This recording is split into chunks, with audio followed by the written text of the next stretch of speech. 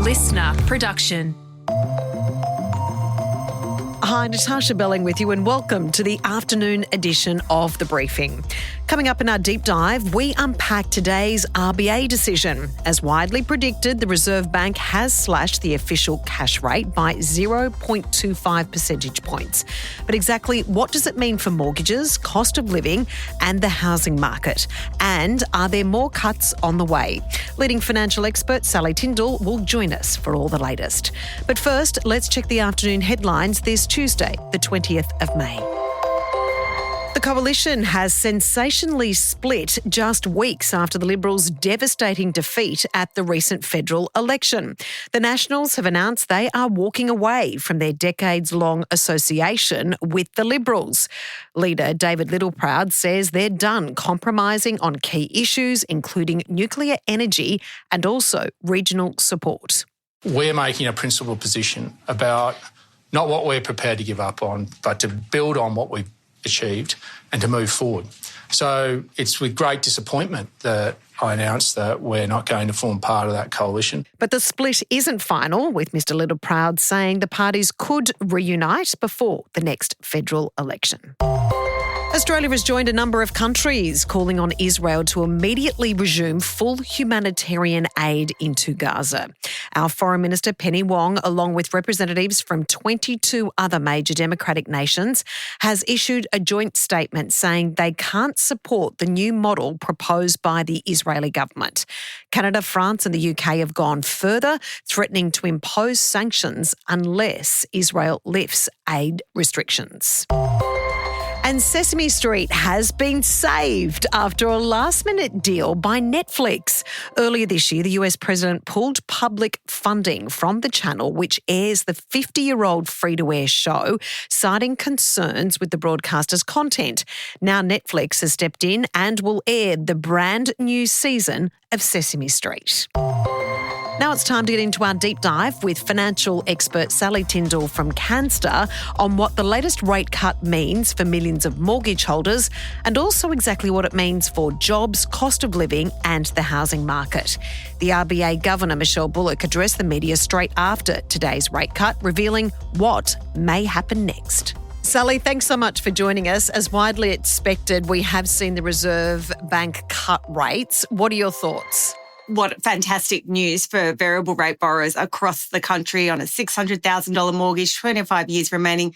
They're looking at a drop of $91 in their minimum monthly repayments, if they choose to lower them, of course. And then having all four big banks announce pretty quickly again this time that they're passing it on in full to their variable rate customers. That's fantastic to see the big banks stepping up to the plate. And Sally, some banks have already moved pretty quickly. Is that an indication also that people are doing it really tough at the moment and need to make sure that they have that extra money in their balance every day?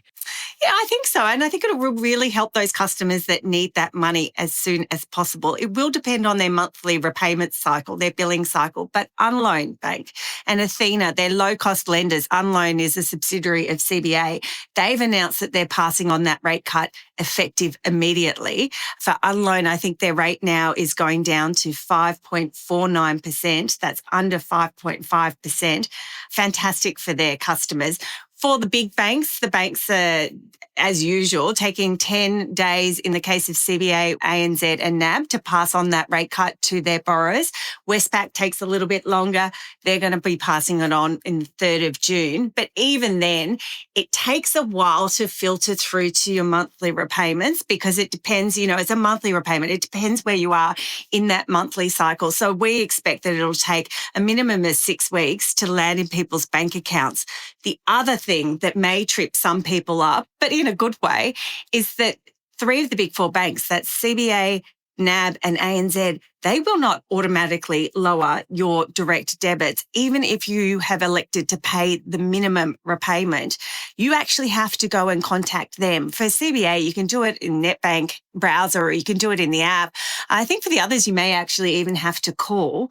And this is really important information because some people will just think that it's automatically going to get passed through to them in terms of a reduction in how much they're paying. Yes, the rate drops, but no, your minimum monthly repayments might not drop unless you pick up the phone to your bank. So work out what your bank does, especially if you need that money. Sally, that is such important advice. Let's unpack exactly what this means. We know the RBA Governor, Michelle Bullock, addresses the media straight after the announcement. She's made a couple of interesting comments a short time ago, basically saying, and you also look at their statement they released, they're not ruling out further cuts this year. Yes, fantastic, isn't it?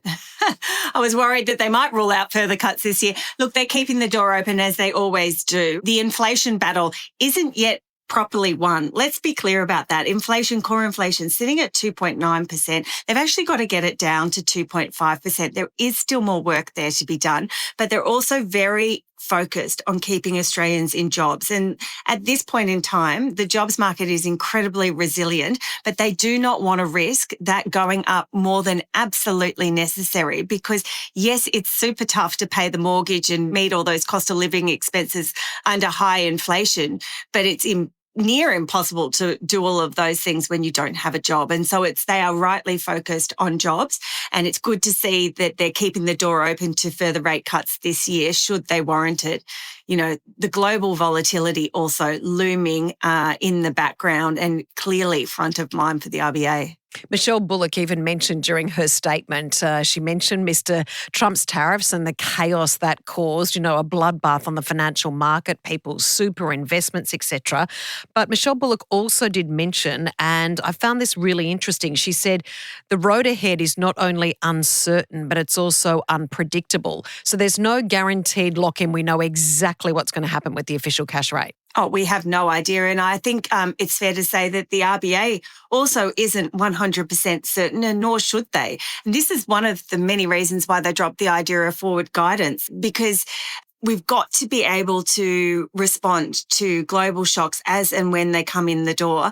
The good thing about the RBA is that they don't jump at shadows and they don't jump at things until they've got a lot of evidence on their side. So they're not going to be hiking and cutting the cash rate willy-nilly. They just take time to collect the data and make a considered decision. So we shouldn't be worried about the fact that they're leaving the door open, because we know when they do make decisions, they are confident in making them. And that's what the RBA, again, Governor Bullock reiterated today. They were very confident in making this cash rate cut decision. Okay, this is great news, as we know, for millions of mortgage holders, a cut to the official cash rate.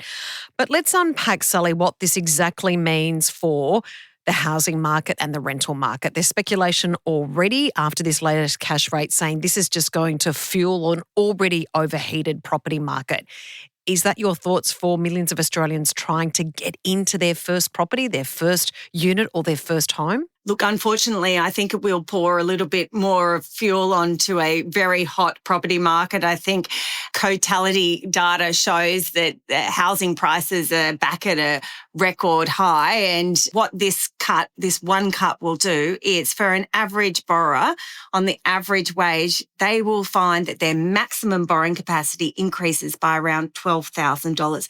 This is not a huge amount, especially when you're about to buy a home, but it will put a further spring back in the step of would-be borrowers who have sidelined themselves while the cash rate and mortgage rates were sky high and are now thinking it's a safer time to come back into the market. So I do think that we will see an uplift in demand. And if we don't see a corresponding uplift in supply, which, we all know doesn't happen overnight, then what happens is property prices go up, particularly in key property hotspots. You'll see investors then start piling in more because they can see, capital growth in the future.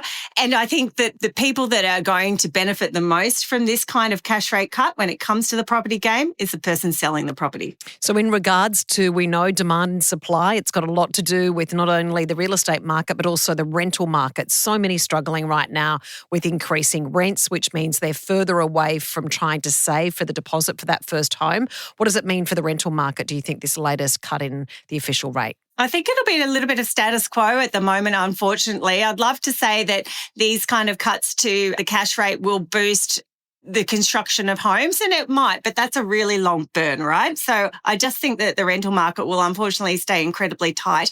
I don't see landlords turning around to their tenants and saying, hey, you know what?